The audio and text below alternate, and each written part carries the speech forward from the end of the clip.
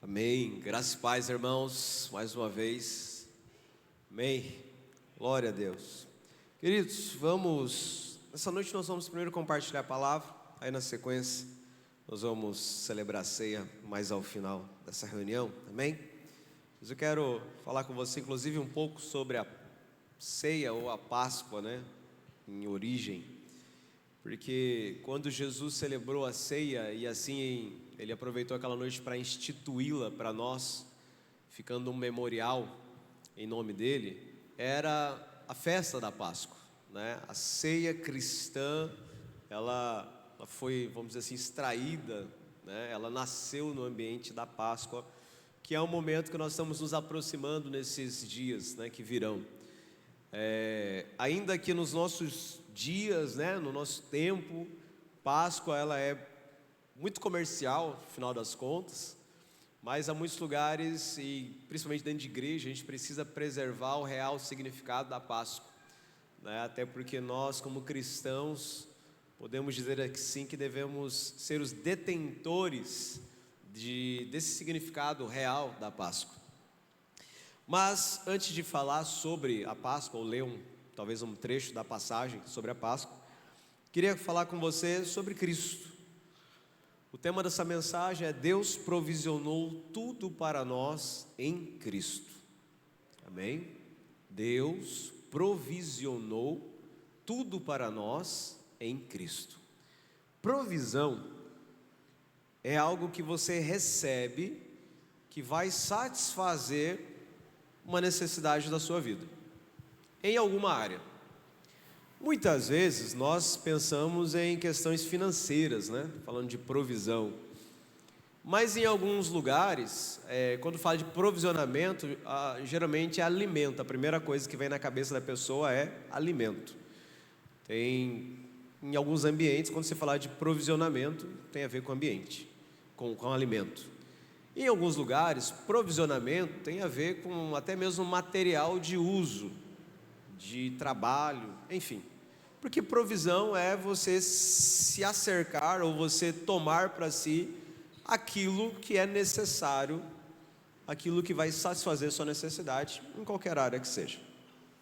Então só que Deus ele fez essa provisão geral, global, universal, por meio de um só, que é Cristo. Ele então é tudo para todos nós. Então, se é o alimento espiritual, Ele é. Se é o alimento da sua mente, da sua alma, Ele é. Se for necessário o alimento para o teu corpo, Ele também pode ser. Porque Jesus é tua cura física. Jesus é mais do que o alimento. Jesus é tua força até mesmo para o físico. Jesus é até a tua energia para o teu físico. Jesus é aquele que na verdade pode dar vida até mesmo ao corpo físico que está morto. Então Ele é tudo. Toda a provisão está nele. E Deus fez assim. Mas eu quero olhar para Jesus e quero que você olhe para Ele junto comigo em algumas passagens e olhando de 3 aspectos. Primeiro, Gênesis capítulo 1, versículo 26, revista e atualizada. Gênesis 1, 26, Jesus ele está aqui no início da criação, Ele é a palavra que sai da boca de Deus, mas em um momento, Deus ele vai falar no plural. Se você pegar desde o versículo 1, a palavra vai dizer sempre que Deus criou, Deus fez, Deus viu que era bom, e sempre está em Deus Pai, é o Senhor criando. Mas chega no versículo 26, fala assim: também disse Deus, façamos, e aqui nesse verbo no plural, Jesus está. Façamos o homem à nossa imagem, para haver concordância com a oração, nossa imagem. Deus não está dizendo, farei o homem à minha imagem. Deus está dizendo, façamos. Nós falamos muitas vezes que aqui está uma reunião da divindade, ou a trindade está aqui num pequeno grupo, e eles estão então em concordância dizendo, vamos fazer a nossa imagem. E o homem então carrega em si, no momento da criação, a imagem do Pai, do Filho e do Espírito, ou carrega em si partes do Pai, do Filho e do Espírito Santo. Mas para concluir o versículo: façamos o homem à nossa imagem, conforme a nossa semelhança. Aí Deus já dá a ação: tenha ele domínio sobre os peixes do mar, sobre as aves dos céus, sobre os animais domésticos, sobre toda a terra e sobre todos os répteis que rastejam pela terra. Deus dá propósito para o homem. Mas eu só quero olhar para Jesus no texto. Jesus está aqui, amém? E Jesus aqui, ele é um participante do que está acontecendo. Jesus é participante. Participante é aquele que participa de algo, faz parte de alguma coisa. Nós vamos pular para Romanos 5,14. Na verdade, Romanos 5,14 fala sobre Gênesis, mas Romanos 5,14 nos traz uma tradução do que eu vi em Gênesis. Depois do capítulo 1, nós vamos ver que Deus vai continuar criando, e quando Ele vai falar, Deus cria o homem, e Deus vai continuar ali dando instruções para o homem, e nós vamos ver a história do homem, vamos ver a queda do homem no capítulo 3 de Gênesis, e essa é a história. Mas esse homem chama-se Adão. Depois vem a mulher chamada Eva, e vocês sabem disso. Mas Adão, ele é uma figura de Cristo. Mas é Paulo quem nos dá essa revelação em Romanos, capítulo 5, versículo 14. Entretanto, reinou a morte desde Adão até Moisés, mesmo sobre aqueles que não pecaram à semelhança da transgressão de Adão, o qual, então está dizendo, o qual, está falando de Adão, prefigurava aquele que havia de vir. Aquele que havia de vir é Jesus. Adão prefigurava Jesus. Adão era uma figura anterior que antecedia a Jesus. E o que é uma figura? É a forma de representar algo visualmente. É uma imagem, um símbolo. No Antigo Testamento, alguns personagens foram figuras de Cristo. Nós chamamos de tipos. Era um tipo de Cristo. Adão, infelizmente, ele foi um tipo ou uma figura por contraste. E esse é um lado negativo. Porque o que acontece? O que é contraste? Em Romanos 5, Paulo vai dizer, fala, olha, o primeiro trouxe morte, o segundo trouxe vida. Pelo primeiro todos pecam, pelo segundo todos acessam à vida eterna. Então vê que é um contraste, um é negativo, outro é positivo. Adão, infelizmente, era para ser uma figura bem positiva, mas não foi. Então ele se tornou um contraste. Mas nós temos uma figura. Então, nós podemos já observar algumas coisas. Primeiro, Cristo como participante. Nós temos uma figura de Cristo. E um terceiro aspecto, nós temos Cristo como o prometido. Gênesis 3,15, voltando para Gênesis, porque na verdade tudo aqui no início é sobre Gênesis. Gênesis 3,15 diz: porém inimizade entre ti e a mulher, entre a tua descendência e o seu descendente, o descendente da mulher. Este te ferirá a cabeça e tu lhe ferirás o calcanhar. E aonde Jesus está aqui? Está nessa promessa. O descendente da mulher não era um descendente que nasceria especificamente de Eva, mas um descendente, da linhagem humana, viria para pisar a cabeça da serpente. E também então o descendente aqui não é o descendente da mulher Eva em específico, e não era para pisar a cabeça da serpente em específico que existiu no Jardim do Éden, mas daquele que se apossou da serpente, que nós conhecemos em Apocalipse vai chamar que a antiga serpente se tornou o grande dragão, e aí damos o nome de diabo, Lúcifer, o adversário, o inimigo, e por aí vai. É esse. Então, aqui Jesus ele é o prometido. Então Jesus é o participante, Jesus está numa figura, em Adão, e Jesus está como o prometido no capítulo 3. O início da Bíblia, então, nós temos uma apresentação já de Jesus bastante interessante, e podemos dizer até um pouco ampla, Já tem bastante coisa falando sobre ele. Mas ele, na verdade, ainda assim era um mistério. Hoje é fácil da gente falar isso aqui, né? Nossa, hoje está simples, suave. Mas isso demorou milênios, até que a Escritura fosse completando, e mais uma dica de Deus, outra dica. Deus foi dando dicas no decorrer dos séculos, por meio dos profetas. E aí Deus foi falando mais coisas, e aonde ele nasceria, de que linhagem ele viria, era da linhagem de Davi, da tribo de Judá, e ele nasceria em tal cidade, e ele nasceria de uma virgem, e milhares ou centenas de profecias foram dadas no decorrer de alguns milhares de anos, até que, quando Jesus nasce, essas profecias se cumprem todas. O Nazareno, o Galileu, o que nasceu em Belém, o filho de uma virgem, o chamado Emanuel, da tribo de Judá, da linhagem de Davi, ele vai cumprindo todas essas promessas. O descendente da mulher, o que foi prefigurado por Adão, porque o primeiro era a alma vivente, mas o segundo é espírito vivificante, porque quando ele ressuscita, ele dá esse poder. E aí Paulo dá uma desvendada nisso em Romanos capítulo 5. Mas o que eu quero chamar a sua atenção é que em 3 capítulos de Gênesis, ele é o participante, ele é prefigurado, ou tem uma figura ali, e ele é o prometido.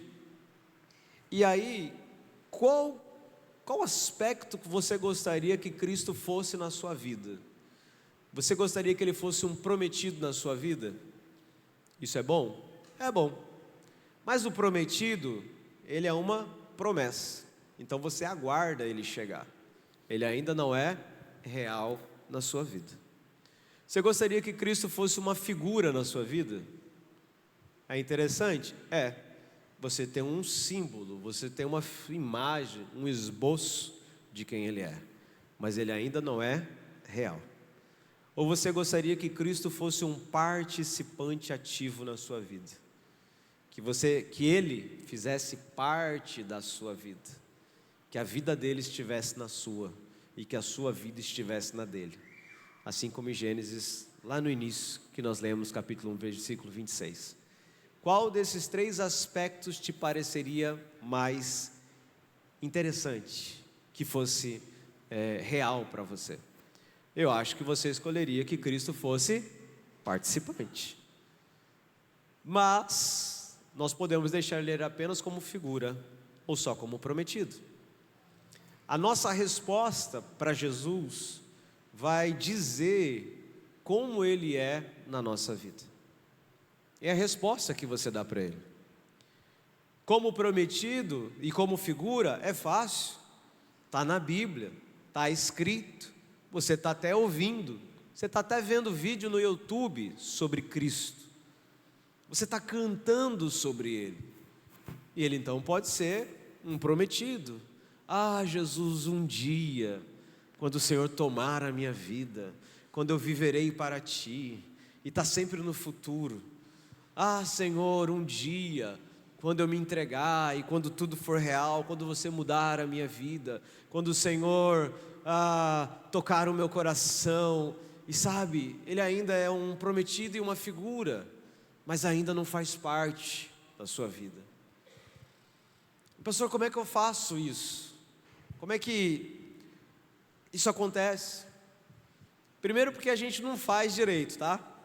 A gente nem tem capacidade de fazê-lo ser parte da nossa vida.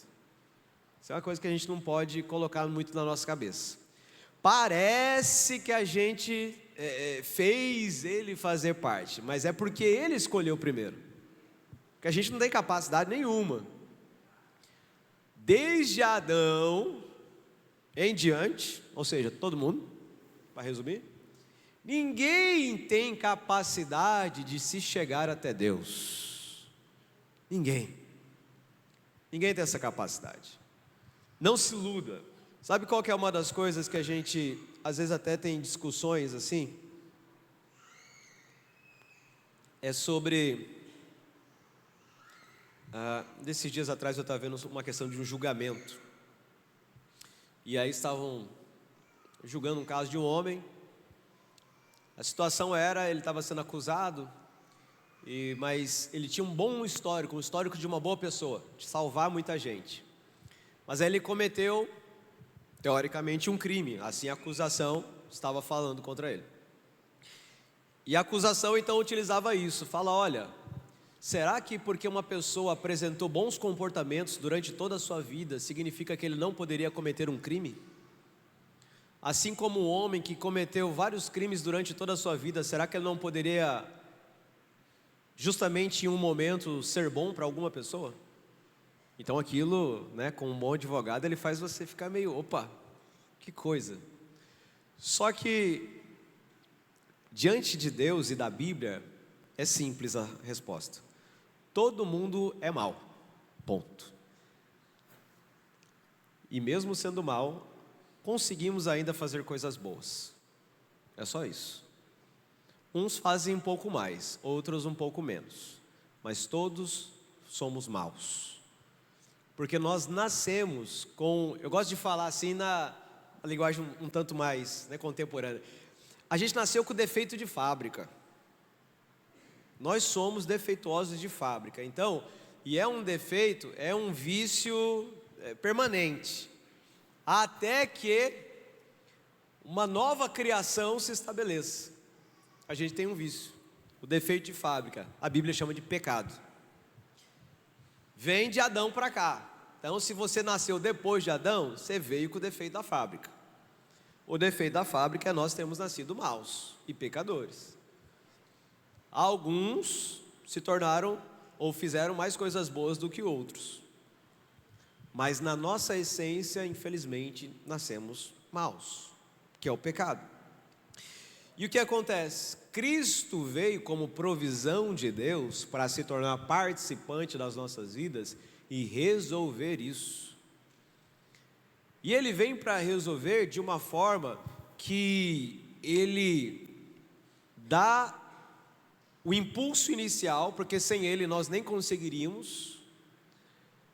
Mas Ele espera então que depois que Ele te deu um empurrão, você responda, para que Ele se torne então um participante da sua vida.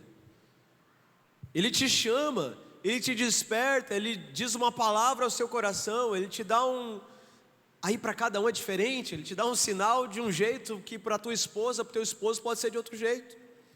Ele falou talvez no teu coração, e você sentiu um aperto, você sentiu um calafrio, você sentiu vontade de chorar, ou você sentiu uma dor, como se fosse um arrependimento, ou você se sentiu incomodado, com medo, você sentiu como se a morte se aproximasse de você.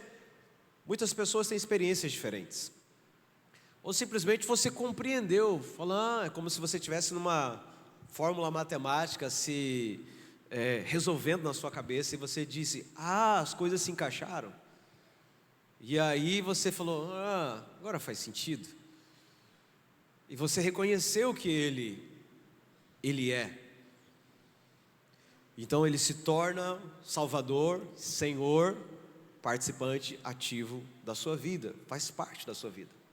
Quando nós o chamamos de Cristo, a palavra Cristo é uma palavra do grego que traduz a palavra Messias do hebraico. E as palavras querem dizer ungido, que é uma palavra que para nós também fica meio assim. Ungido é porque derramou óleo sobre ele. Então tem um simbolismo. O derramar óleo significava que aquela pessoa estava sendo escolhida para fazer alguma coisa. Então, Cristo, o Messias, o ungido, é alguém destinado, separado. E Ele é separado pelo próprio Deus Pai. Porque Ele é o prometido, o descendente da mulher, que vai pisar a cabeça da áspide. Ele é o escolhido para salvar os homens dos seus pecados. Ele é o escolhido, o ungido, aquele que foi destinado a morrer e pagar o preço dos nossos pecados no nosso lugar. Ele é o ungido para reinar e governar sobre todas as nações da terra. Ele é o Cristo. Nós também podemos ser ungidos? Podemos ser ungidos, separados, destinados para algumas coisas. Mas Ele é o Cristo, o ungido. Nós somos cristãos, né? Pequenos cristos, como foi dado esse nome ainda na antiguidade. imitadores dele, parecidos, semelhantes, também ungidos, também separados, mas ele é o Cristo. Tanto é que quando a Bíblia fala sobre ressurreição, diz que ele é as primícias. Cristo é sempre o primeiro, é sempre o cabeça da igreja, do corpo que é a igreja. Ele é a imagem do Deus invisível, como nós lemos no início dessa reunião. Ele é a imagem de Deus, aquilo que os homens gostariam de ver. E Jesus um dia teve que falar com os seus discípulos mais próximos, falou assim: mas como você pede para ver o Pai, sendo que eu estou aqui? E aí ele vai trazer a revelação, que ele é a imagem do Pai, e as pessoas poderiam vê-lo naquele momento. Existe uma expressão pela qual Cristo é conhecido, e aí vamos trazer um pouco para a nossa data de hoje, que pode nos trazer um entendimento maior de como ele participa das nossas vidas, de como ele é um participante ativo, de como a nossa vida e a dele podem se fundir. Cordeiro de Deus. Essa expressão foi falada por João Batista, Evangelho de João, no capítulo 1, versículo 36. João dessa forma revela que esse animal era um símbolo. Lá no Antigo Testamento, em vários momentos da história bíblica, esse animal foi utilizado. Então ele não tinha uma finalidade apenas para aquilo, mas no fim das contas ele também era uma figura do Cristo. Um cordeiro, em alguns 4 momentos que eu separei. Primeiro momento, o cordeiro foi a providência de Deus para Abraão em Gênesis 22. Gênesis 22, Abraão teve um filho chamado Isaac. Quando Isaac já devia ter uma adolescência por ali, Deus diz para Abraão: Abraão, eu quero que você entregue o seu filho, teu único filho, leva para o Moriá, para o monte que eu te mostrarei, e ali você sacrifica ele para mim, ele é meu. E Abraão, já com mais de 100 anos de idade, mas com fé, resolve obedecer a Deus. Pega o menino, pega os 2 servos, vão caminhar 3 dias, chegando ao pé de um dos montes, onde Deus mostrou para ele: fiquem aqui, vai eu e meu filho, vamos adorar ao Senhor, e depois nós voltaremos. A frase de Abraão da fé, né? Eu vou com ele adorar, e depois nós voltaremos. Mas ele sabia que ele estava indo para matar Isaac. De alguma forma ele falou: mas nós vamos voltar. E ele sobe, tudo pronto, vai matar Isaac. Uma voz do céu diz: Abraão, para. Você me provou que você me ama mais do que tudo. Você me provou que eu posso fazer de você o pai de nações, pai de multidões, da sua descendência. E Abraão entra como um daqueles do qual Jesus vai descender. Abraão entra como aquele que vai ser pai de Israel. Enfim, tudo isso pela obediência, pela fé. Mas ali nesse momento, o altar estava pronto, a lenha preparada e o sacrifício. Tinha um cordeiro preso. E eles vão lá, pegam aquele cordeiro, põem e ele é morto. E ali aquele lugar é chamado de Jeová Jireh, o Senhor proverá. Então é o Deus que provê. Um cordeiro, depois de pouco tempo não, alguns séculos depois, Êxodo capítulo 12, instituição da Páscoa. A Páscoa que nós conhecemos como judaica. Antes da 10ª praga ali no Egito, Deus dá uma ordem: peguem um cordeiro, um para cada família, matem-no, peguem do sangue, passem nos umbrais da porta, ali ao redor da porta, assem o cordeiro durante aquela noite, comam, fiquem preparados, porque na madrugada vocês vão sair, vocês vão ser libertos. Os egípcios, Faraó, vai libertar vocês, porque eu vou agir. E foi assim que aconteceu. 10ª praga veio, aonde não havia o sinal nas portas, o anjo da morte passou, e o filho mais velho de cada casa morreu, o filho mais velho dos animais morreram, mas a casa dos judeus, dos israelitas, que haviam feito a Páscoa, celebrado a Páscoa, e saíram ilesos, ninguém morreu. E eles comeram do cordeiro, e aquele foi o sinal da libertação. Deus que liberta. Cordeiros depois foram colocados dentro dos sacrifícios que eram oferecidos no tabernáculo e no templo. No livro de Levítico, desde o capítulo 1 até o capítulo 7, vários sacrifícios são colocados, ofertas pacíficas, holocaustos, oferta pelo pecado, ofertas voluntárias e outras são colocadas ali. Em algumas dessas ofertas era aceitado o cordeiro como um dos animais para o sacrifício, porque era o Deus que perdoa, precisava daquele sacrifício. Um cordeiro foi utilizado por Isaías, lá no capítulo 53 do livro de Isaías, para simbolizar o servo sofredor. Isaías vai dizer que ele foi levado como ovelha muda perante os seus tosquiadores, e não se ouviu a sua voz. Isaías 53 é uma descrição do Messias, do ungido, como um servo sofredor, que não tem aparência, não tem beleza, não tem formosura, dele não fizemos caso, mas ele foi ferido, ele foi traspassado, ele foi moído, ele carregou sobre si, e ele diz que ele, como ovelha muda perante os seus tosqueadores, não abriu a sua boca. Então, porque Deus é um Deus que substitui. Então veja que o cordeiro, nessas passagens, ele demonstra uma das maneiras que Deus age. O cordeiro mostra uma das maneiras que Deus participa na vida das pessoas. O Deus que provê, o Deus que liberta, o Deus que perdoa, o Deus que substitui. Você imagina Deus fazendo tudo isso na sua vida hoje? Faria diferença? Porque isso é a vida onde Ele é participante, não só uma figura, não só um prometido.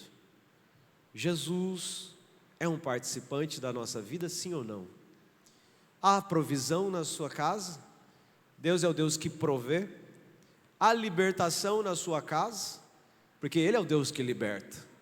Assim como o cordeiro foi o sinal da libertação no Egito naquela noite, Ele ainda é o mesmo. Ele ainda está aqui para libertar você. Talvez há uma opressão sobre a sua vida. Talvez você não está conseguindo dormir direito nesses dias. Talvez você tenha sido incomodado, sente-se pressionado.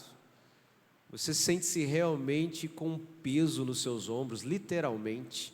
Mas o Deus que liberta está nessa noite aqui para tirar isso de você. Esse é o Jesus que participa da sua vida, que tira isso de você nessa noite, porque Ele deixou até o nome dele, o nome de Jesus, pelo qual nós oramos, e você vai ser liberto nessa noite.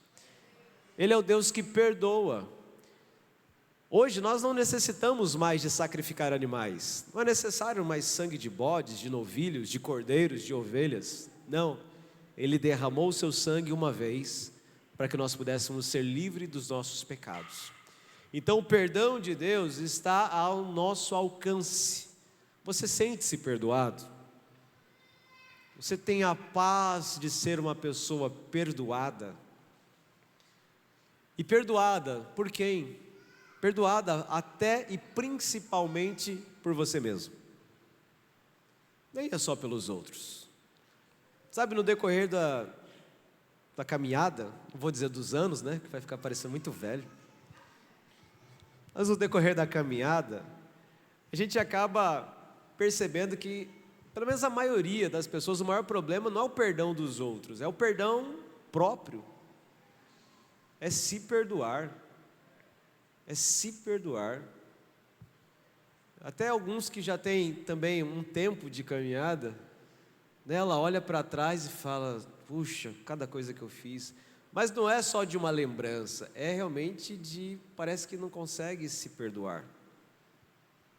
Que talvez você não passou nada muito grave na sua vida, mas tem gente aqui que sim, coisas graves. E precisa se perdoar. Quando a gente não se perdoa, e também quando não perdoa outros, a gente está se colocando no lugar de Deus. A gente está em alinhamento com a antiga serpente. A antiga serpente, ela quis um trono, semelhante ao trono de Deus, por isso que ela foi expulsa do céu. E aí, quando a gente não perdoa, a gente está querendo o mesmo trono. Ah, não, peraí, porque o meu negócio aqui é não perdoar. Porque se a gente tem um Deus que é perdoador, que a história da salvação de toda a humanidade funciona baseada no perdão, e é para todo mundo, inclusive aqueles que o traspassaram. Irmão, uma coisa é você ver uma pessoa que matou uma outra. Agora, certamente, eu não tenho essa experiência, mas certamente, com toda certeza, é você ver uma pessoa que matou o seu filho, ou matou o seu pai, matou a sua mãe. Deve ser uma coisa completamente diferente, você olhar para aquela pessoa e conseguir, mas ele, sim, ele estava todo o tempo aberto a perdoar todos aqueles que traspassaram o seu filho. Quem, pastor? Os romanos? Não, você e eu. Não adianta jogar a culpa para o romano, não adianta jogar a culpa para o Herodes, não adianta colocar a culpa no sumo sacerdote, não adianta colocar a culpa em Herodes, não sei mais quem. Não, Jesus morreu por causa daqueles homens? Só por causa daqueles? Não, Ele morreu por todos nós. E Ele morreu porque tínhamos pecados que só Ele poderia carregar sobre si, sendo o único sem pecado, e não ficar preso na morte. Por isso Jesus, Ele é a provisão de Deus. Jesus veio para ser a maior provisão, ou a provisão para o nosso maior problema, que é o pecado. Por isso a provisão financeira, a provisão de alimento, a provisão de outras necessidades, Ele também faz isso tranquilamente. Porque Ele já fez a maior, que é sobre o pecado. Desde que Adão nasceu, ou desde que Adão pecou, todos os que nasceram após Adão, nasceram pecadores. Todos nós estamos nisso, afetados e corrompidos, sem nenhuma condição nem de começar a buscar a Deus.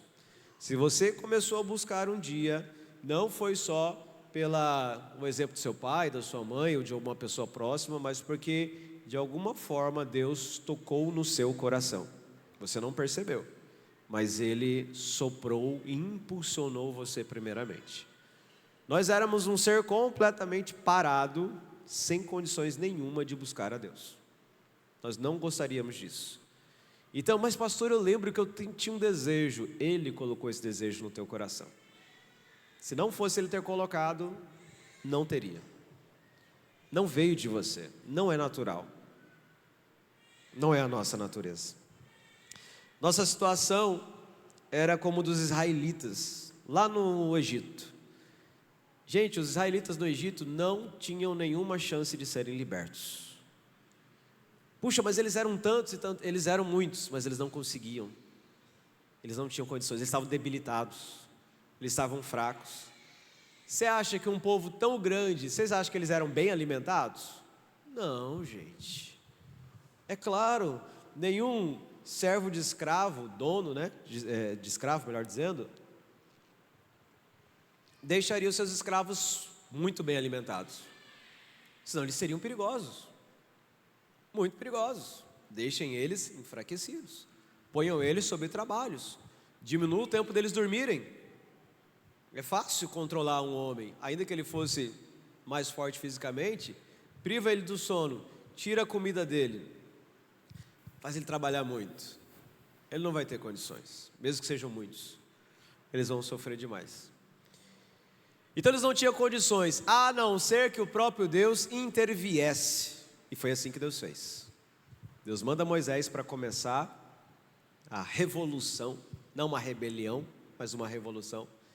E sinais miraculosos começam a cair sobre o Egito, fazendo com que um temor tão grande viesse no coração, que os israelitas, não é que eles escaparam, eles foram expulsos daquele lugar. Tipo assim, gente, vai embora, nós te damos ouro, te damos prata, te damos comida, te damos roupa, abrimos os portões para vocês, vão. Praticamente empurraram eles para fora. E eles saíram assim naquela madrugada. Então nossa situação é igual a deles. A não ser que Deus tivesse feito uma intervenção, nós não estaríamos no caminho da salvação. Nós não seríamos salvos de maneira nenhuma. Isso é uma ação de Deus baseada no seu amor, que se expressa em liberdade. Sabe, a liberdade é uma expressão de amor muito grande. Você deixar alguém livre é uma expressão de amor muito grande. E foi assim. Tanto é que Deus, quando cria o homem, Deus cria o homem com liberdade. É por isso que o homem, inclusive, pôde ter a liberdade de escolher se comia ou não da árvore, do fruto da árvore, do conhecimento do bem e do mal. Por causa do amor de Deus, a liberdade estava ali. E Deus fez isso, e Deus faz de novo para provisionar a nossa salvação. E nisso Ele envia o seu Filho. Mas nós não fomos apenas libertos do pecado. Imagina o povo de Israel lá, vamos tomar de novo o exemplo da Páscoa israelita.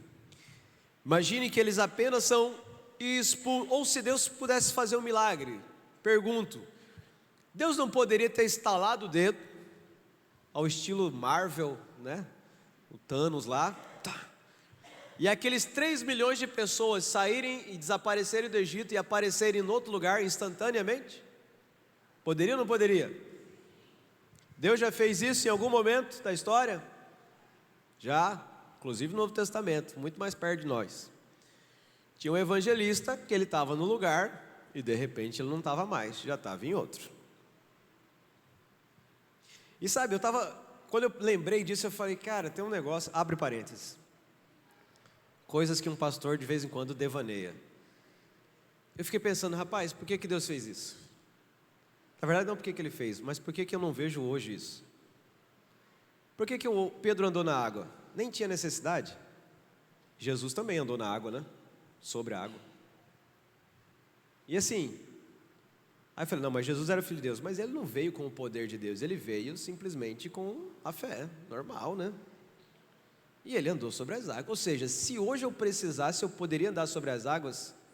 Sim, a resposta é sim. E se eu precisasse hoje, eu não poderia sair daqui e aparecer, sei lá, no meio da selva da Amazônia? Duvida não, profeta. Foram 2 minutos de pensamentos. 2 minutos que eu pensei naquilo, falei, eu vou parar de pensar. Porque aí eu fico chateado, né? Que a minha fé está tão longe disso. Mas isso é Novo Testamento, gente. Há menos de 2000 anos essas coisas aconteciam. Quando eu lembro, porque como os irmãos sabem, eu gosto muito de Apocalipse. E aí eu tenho que lembrar de João, e eu tenho que lembrar que João foi fervido em óleo quente. E não morreu. Eu falo, aí o dedinho não pode ver um ferro quente do fogão, está queimado, está despelando, né? Cara, como que pode ser? Voltando, fecha parênteses. Imagina aquele povo lá de Israel naquela noite, simplesmente foi expulso, não deram roupa, não deram ouro, não deram nada, só largaram ele para o deserto, do jeito que estava. Seria bem difícil, né? Mas isso também diz sobre nós, porque Deus não nos dá só libertação, Ele provisiona para nós suprimento. Deus nos dá mantimento. Deus nos dá Ele nos transforma. Pensa o seguinte, um cara que era escravo tem alguma coisa? Tem nada não. Malemar tinha uma roupa do corpo que era dele. De repente ele tem ouro, ele tem prata, ele tem tecido fino. Irmão, é tipo assim, vamos pegar nos dias de hoje, o cara, você está ali e de repente alguém chega lá e te dá a chave da X6, BMW. Eita glória. Aí ele já deixou o Rolex, de 230 mil, peguei um barato, só para dar uma, né? Nem falei do Patek Philippe, só do Rolex. Aí te deu um Rolex, aí ele já botou um sapatinho esqueci o nome lá, um aí qualquer. Eu sei que tem um caro, mas é feio, aquilo é horrível, chama Balenciaga. Troço feio, caro. Se você procurar, parece que é lixo. Aí eles cobram 23 mil no tênis. Aí você pega a calça que está rasgada e suja, custa 46 mil. Não faz sentido aqui para mim, mas vamos pegar lá um Armani, um Boss, né? Um da Hugo Boss e tal. Aí você tem lá, te deram um terno de 23 mil, te deram um relógio de 230, um sapatinho de 7 conto. Irmão, tá tudo fora da nossa realidade aqui, eu acho, né? Pelo menos acho que da maioria deve estar. A X6 está na realidade de alguém aqui? Não dos que eu conheço, ainda não, né? Ainda.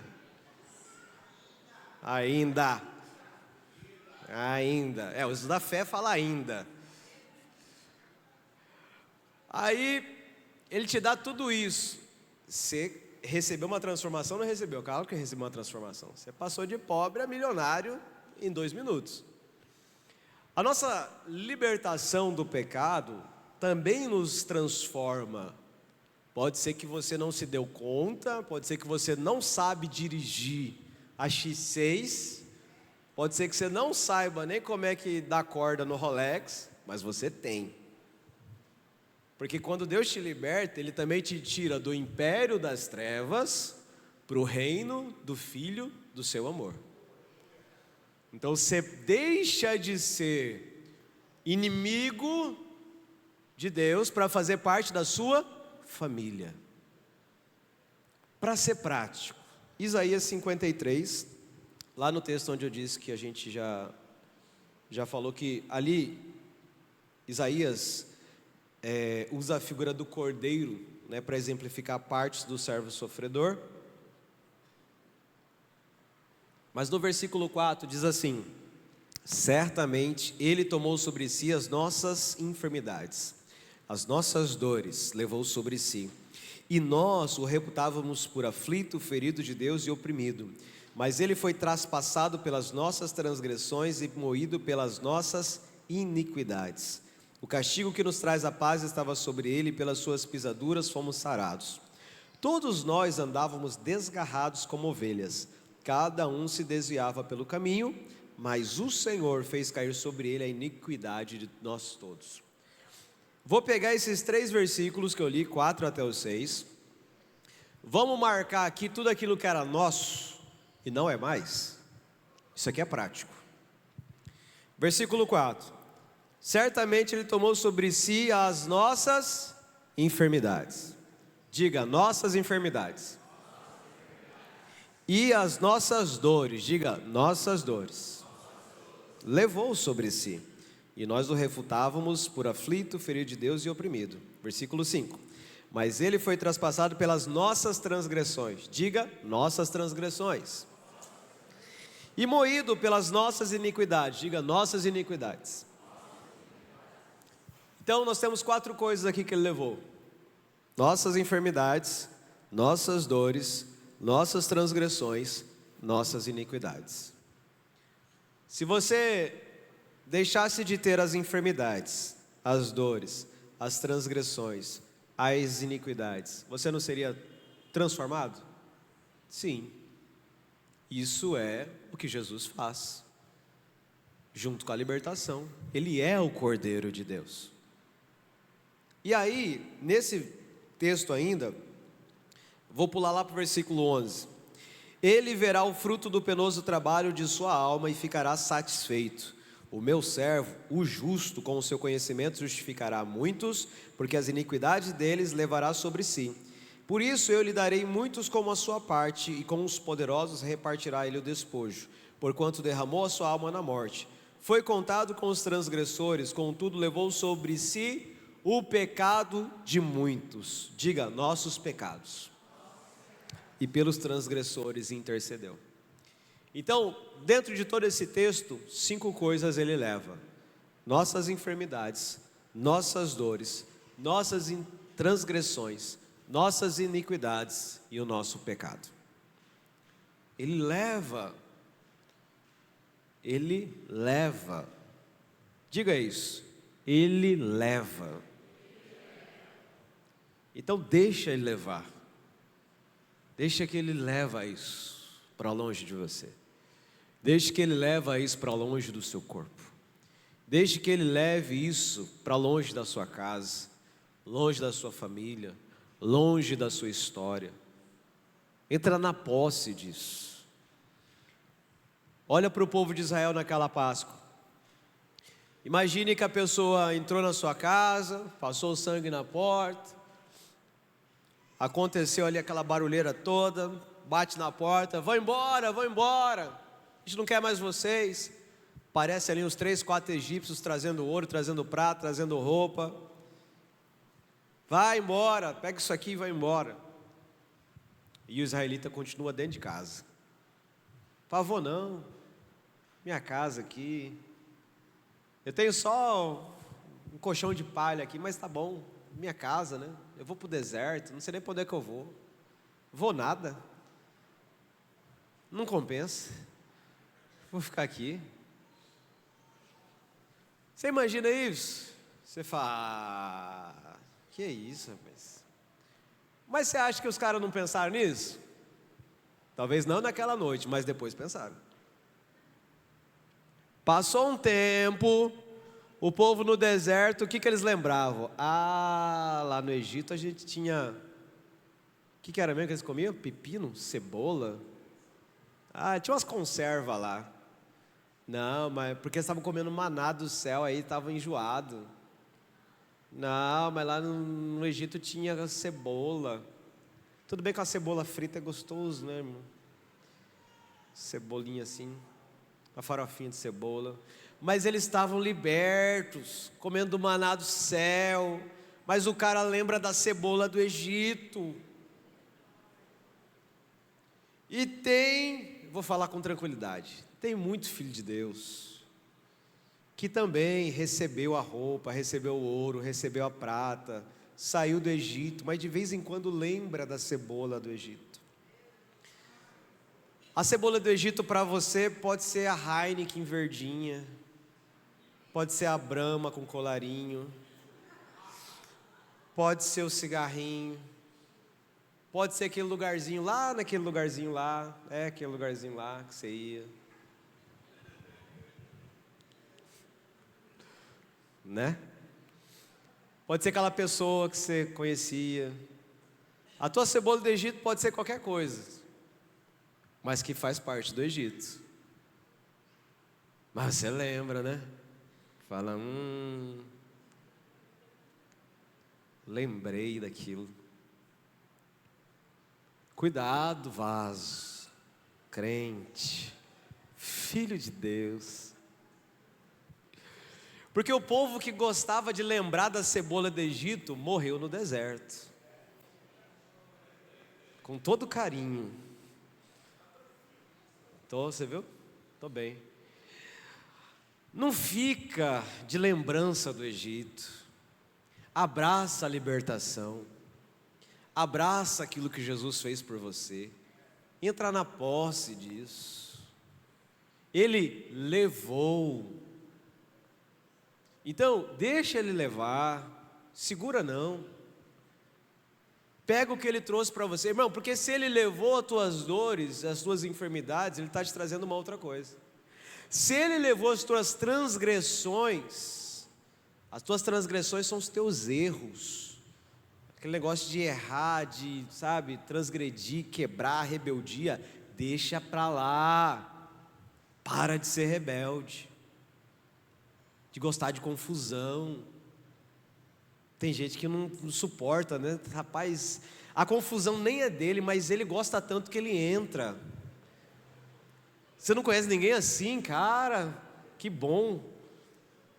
Porque é uma pessoa assim complicada. Não é da conta dele, mas ele entra na confusão. Para. Ele levou as iniquidades. Iniquidade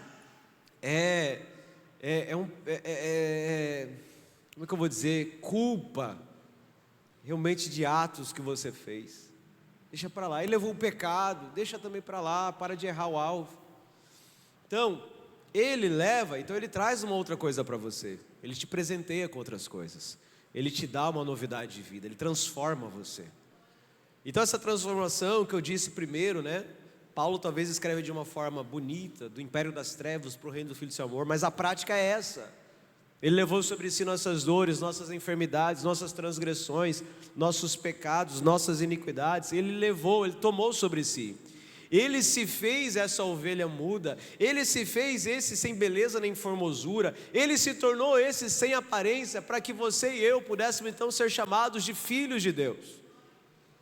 Ele se passou, né, ele se despiu da sua glória, se fez como um de nós, e como um de nós, ele ainda foi o mais humilhado, para que eu e você pudéssemos sair daquela situação, e pudéssemos andar numa outra vida, novidade de vida, como libertos mesmo, não mais como escravos, não mais como debaixo de um chicote do faraó do Egito, mas livres, porque o amor se expressa em liberdade, é assim que Deus faz, mas nós precisamos aproveitar da liberdade que nós temos.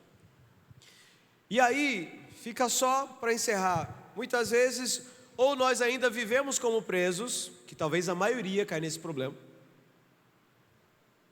mas uma outra minoria também quer exagerar na liberdade,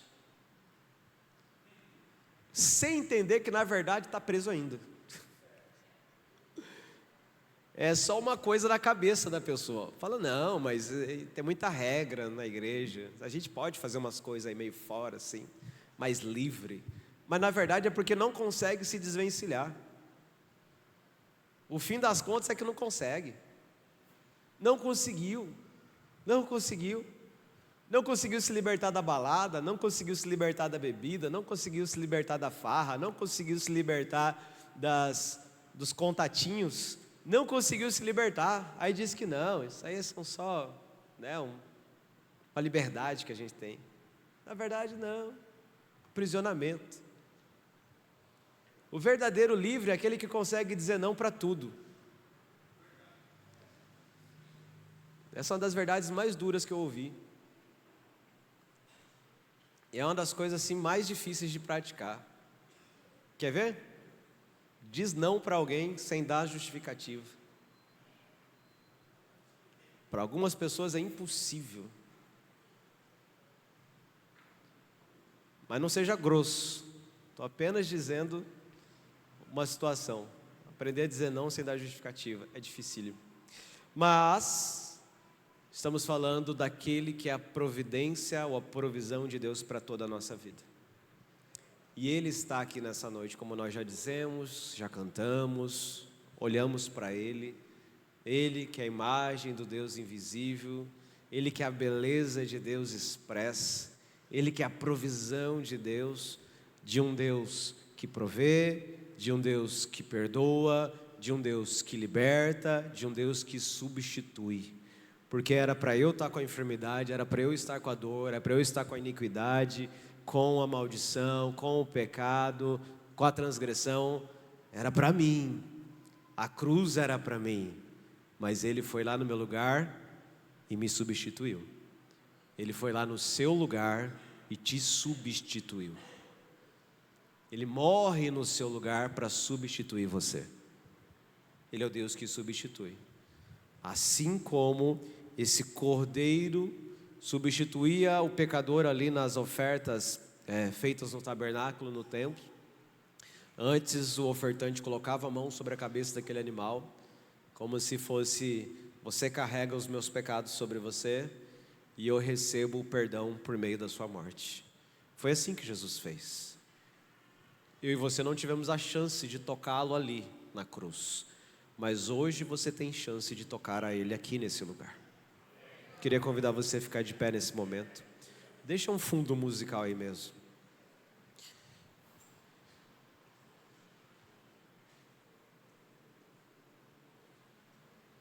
Quero orar com você nessa noite.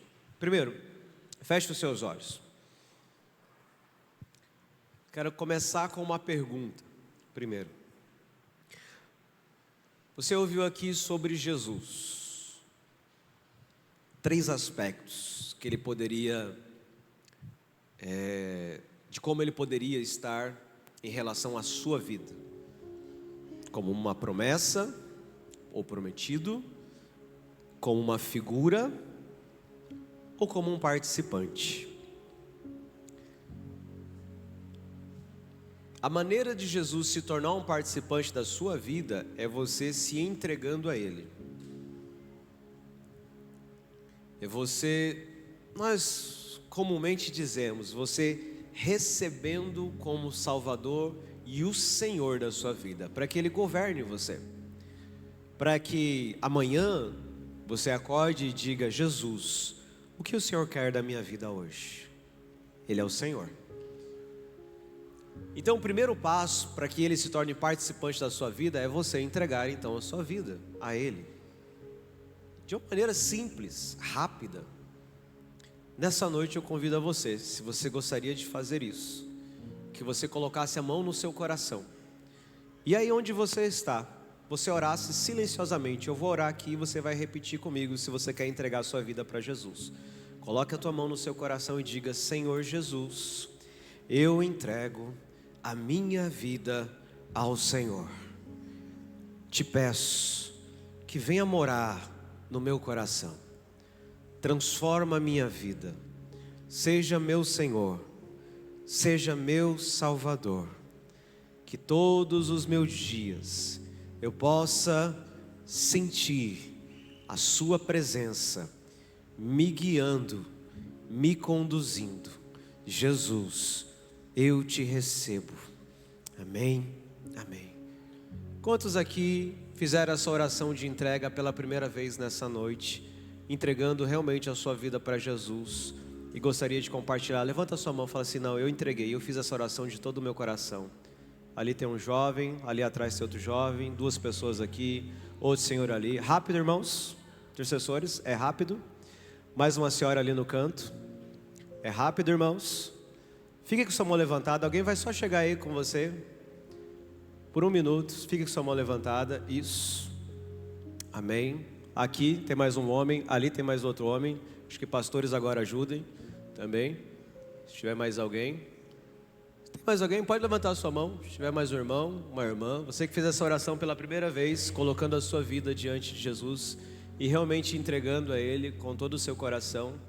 Nós queremos orar com você aí pessoalmente, alguém vai estar junto contigo. Senhor, nós abençoamos a vida dessas pessoas. Nós não sabemos como elas chegaram aqui nessa noite, não sabemos como é o histórico da vida dessas pessoas, não sabemos como elas se encontram com as suas famílias, nos seus casamentos, com os seus pais, com os seus filhos.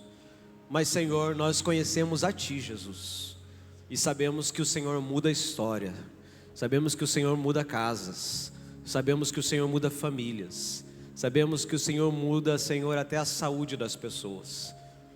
E por isso é a Ti que nós recorremos nessa noite. Em Teu nome, abençoamos cada uma dessas pessoas aqui, em nome de Jesus. Amém, amém e amém. Amém?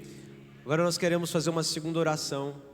E aí eu quero que você, nesse momento, como ação de fé, você vai sair do seu lugar. Se você tem uma dor, uma enfermidade, você gostaria de receber uma oração, escute, não vá embora. Nós ainda vamos celebrar a ceia depois desse momento. Mas nós queremos fazer uma oração rápida por curas nessa noite. Jesus, Ele levou, repita comigo, Ele levou as nossas dores e as nossas enfermidades. Mais uma vez, Ele levou as nossas dores e as nossas enfermidades. Mais uma vez, Ele levou as nossas dores e as nossas enfermidades. Se você quer entregar uma dor ou uma enfermidade nessa noite para que Ele carregue para longe, eu queria convidar que você viesse até aqui à frente. Nós vamos agora orar por você, impondo as mãos sobre você. Uma dor de cabeça, dor na coluna, dor nas pernas, no braço, nos ombros, ou uma doença mesmo, uma enfermidade que você já talvez tenha até algum tempo, pode vir para cá. Pastores, intercessores, podem vir. Vocês vão impor as mãos sobre essas pessoas, vocês vão orar, vão determinar a cura dessas pessoas, em nome de Jesus. enquanto nós exaltamos o nome de Jesus numa canção espontânea aqui. Pode vir, consegue isso. Assim que você, escute, como tem bastante gente vindo, assim que você receber a tua oração, você pode ir para o seu lugar, tá? Para nós visualizarmos bem quem ainda não recebeu a oração. Então assim que alguém orar com você, você pode voltar para o seu lugar e aguardar. Amém? Os pastores e intercessores podem orar, impõem as mãos, unja com óleo. A Bíblia diz que se houver alguém doente no nosso meio, os líderes espirituais podem pegar o óleo, ungir essa pessoa e abençoá-la, profetizando cura. E cura vai acontecer nesse momento. Cura vai vir sobre a sua vida em nome de Jesus. Você que está aí nas cadeiras, feche os seus olhos. E eu quero convidar você a adorar Jesus agora. Eu quero convidar você a adorar Jesus nesse momento. Nós estamos num momento de adoração espontânea. Adoração espontânea é quando você coloca o teu coração nisso e você pode exaltar Ele com as suas próprias palavras, dizendo: Jesus, Jesus, eu te amo, te amo, te amo, te amo, Jesus. Tu és o Deus que cura, Tu és o Deus que cura. Ele é o Deus que restaura vidas, é o Deus que restaura a saúde, restaura a visão, o Deus que restaura a sua circulação nessa noite, o Deus que leva sobre si as dores, as enfermidades, as doenças, Ele carrega sobre si. E Ele vem e te dá a cura, Ele vem e te dá a restauração do teu corpo, Ele vem e te dá a saúde física mais uma vez. E aquilo que você não fazia antes, aquilo que você parou de fazer, você vai poder fazer mais uma vez. Você vai poder andar mais uma vez. Você vai poder enxergar mais uma vez. Você vai poder movimentar o seu braço mais uma vez. Você vai poder movimentar as suas pernas mais uma vez. Você vai poder se dobrar, se levantar mais uma vez.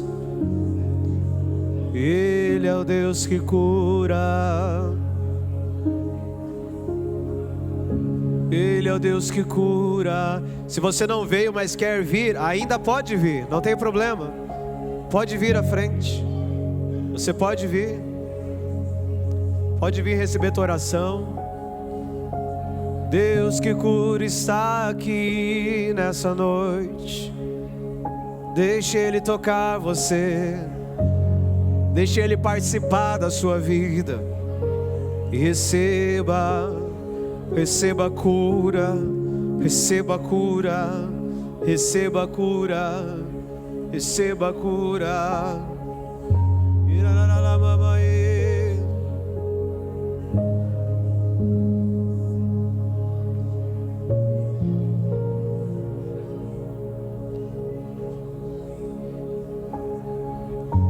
Porque certamente Ele tomou sobre si as nossas enfermidades e as nossas dores levou sobre si, e nós o reputávamos por aflito, ferido de Deus e oprimido. Mas Ele foi traspassado pelas nossas transgressões e moído pelas nossas iniquidades. O castigo que nos traz a paz estava sobre Ele, e pelas suas pisaduras nós fomos sarados. Diga bem alto: eu sou sarado. Mais uma vez: eu sou sarado. Mais uma vez: eu sou sarado. Você pode dizer aleluia, aleluia, aleluia, aleluia, aleluia, aleluia. Nós te louvamos, Senhor. Inspire bem fundo. Deixe a presença de Deus encher o seu ser. E solte o ar, dizendo obrigado, Jesus. Você inspira e solta. Obrigado, Jesus. Obrigado pela tua cura, Jesus. Obrigado pela tua cura, Senhor. Nós somos gratos, somos gratos. Aleluia, aleluia, aleluia. Alguém que nessa noite já pôde sentir, porque talvez você estava com a dor e você já viu que a dor saiu, ou você tinha um caroço e você viu que ele desapareceu, porque algumas enfermidades você não consegue checar agora. Mas se você tinha uma dor ou uma limitação, você não estava conseguindo movimentar, e você já conseguiu movimentar e você já viu, fui curado. Você pode levantar a sua mão, só levantar a sua mão aí no seu lugar, para que nós possamos testemunhar. Ali tem uma pessoa curada, glória a Deus. Mais alguém? Ali tem mais uma senhora curada, amém, Deus abençoe. Mais alguém desse lado? Desse lado alguém foi curado. Ali, sentiu, amém, amém.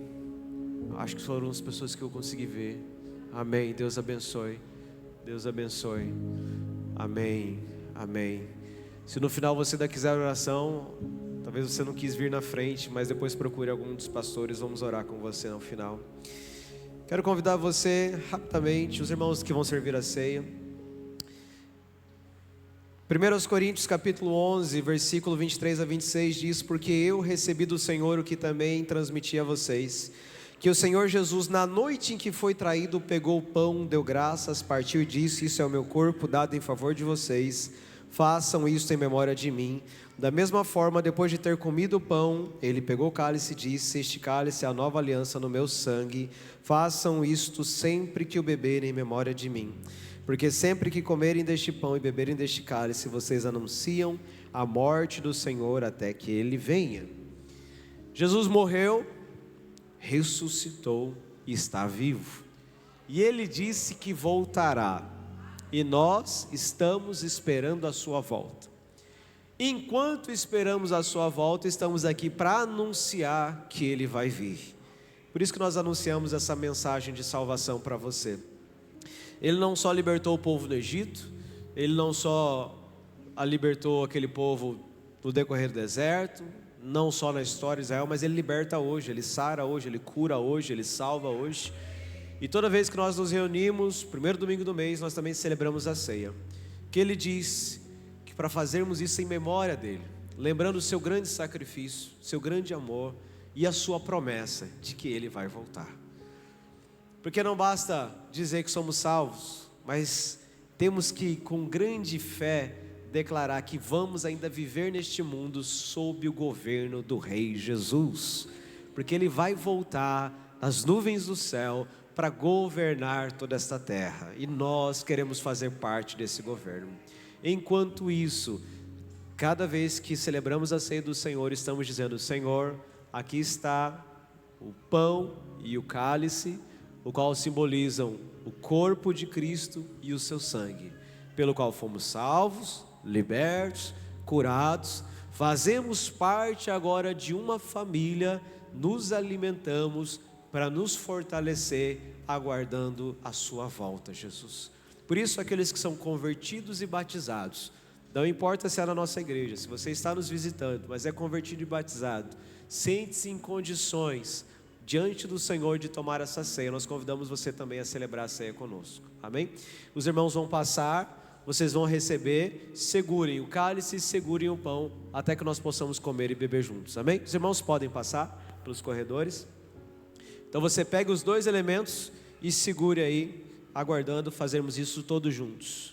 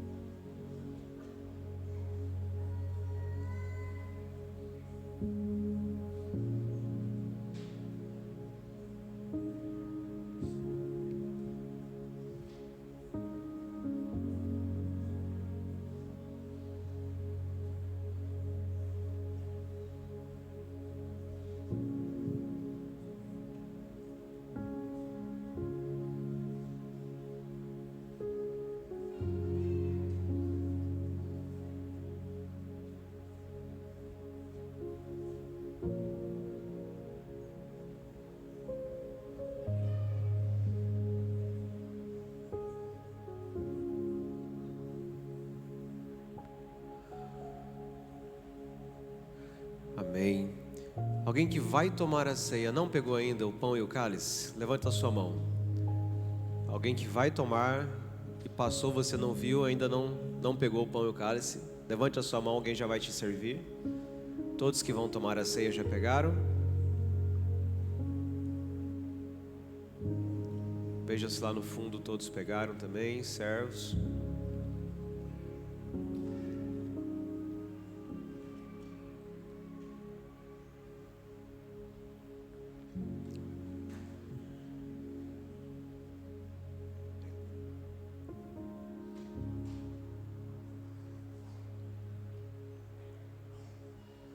Aleluia.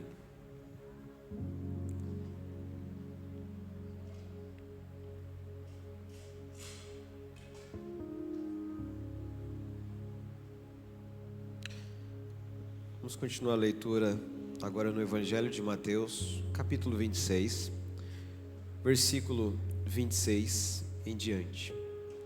E nós vamos celebrar todos juntos. Quando eu dizer que é para comer, você vai comer o pão. Quando eu dizer para beber o cálice, você vai tomar o cálice, amém? Mateus 26, versículo 26 diz: Enquanto comiam, Jesus pegou um pão e abençoando, levante o seu pão.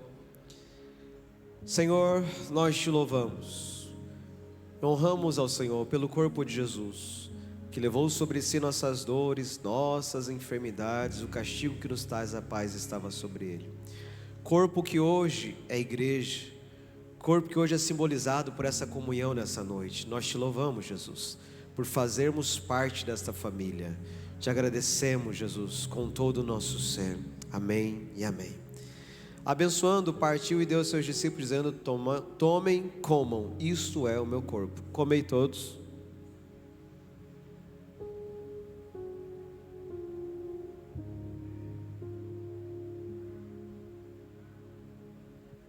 A seguir, Jesus pegou um cálice e deu graças. Senhor, nós te louvamos por esse cálice.